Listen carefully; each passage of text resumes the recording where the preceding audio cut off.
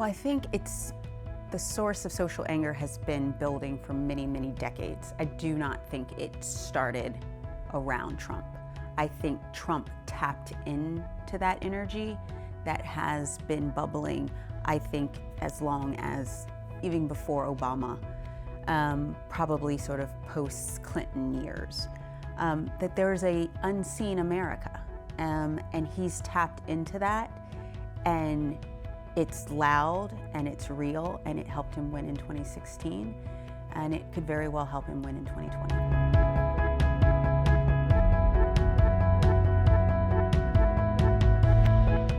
I think, as you saw in his first term, he is going to steer the nation towards getting the absolute best deal for America. That is his clear goal. It is his driving interest. And that is very different from most politicians. He isn't a professional politician. He's a CEO.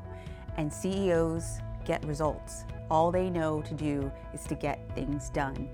And that can be very disturbing and disruptive to the political system, which is often a very focused and thoughtful and deliberative process, particularly in the United States, on purpose. But I think Donald Trump will always steer towards, I am going to get the absolute best deal for America in every regard.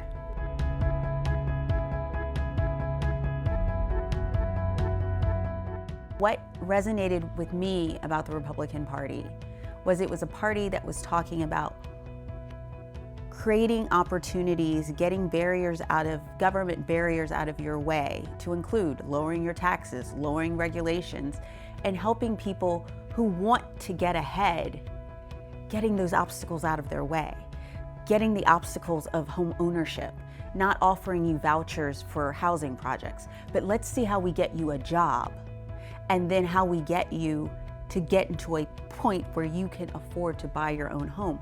Only 40% of Blacks in America own their own home. And owning your home is the first step of wealth. And so I like the Republican Party because the Republican Party, for the most part, is a party of, I trust you to live your life and do what you need to do in most issues. And I appreciate that. I know what I need to do. I know what my priorities are, and I need a government that does not get in my way, but helps me ensure I can do what I need to do.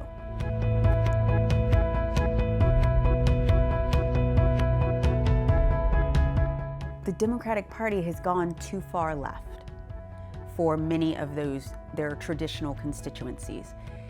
Black Americans go to church more often than any other group in the United States. Latinos are very Catholic, very family-oriented, very paternalistic communities, right? And so a lot of what you're hearing out of the Democratic Party is a lot about transgender and homosexual rights and different things, which all should be discussed, but they've made them somewhat the entree as opposed to the side dishes. And at a time when the American people are suffering from $20 cartons of eggs, and they can't buy a car because interest rates are too high, and they can't buy their homes, millennials aren't buying homes because, one, boomers aren't selling, and two, they don't have the money to do it. And you have an immigration problem, and you have a crime problem in most of our cities that are democratically run.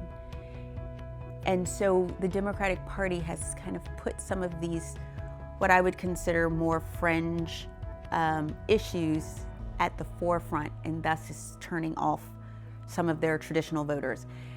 Trump is doing well with Black men. I think that has a lot to do with the economics. They were doing better under Trump, and that's, you can go to a barbershop and you go to Black owners, they were doing better under Trump. And so I think that's why you've also seen the migration of Black voters, especially Black men, to Donald Trump.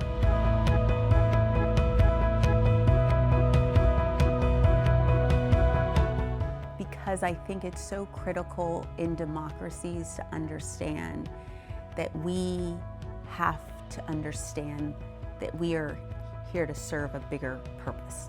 We have inherited a gift, one that requires maintenance and a continuous renewal. It's not just here, it is. Democracy is an ever-evolving, ever-changing, tumultuous, chaotic situation, but it's the best situation, and it's brought more prosperity and more peace to more people in the world. We all need to serve. We all need to have a mindset of service because we have been given a gift, and now it's our time to ensure that that gift is bigger and better and passed on to another generation.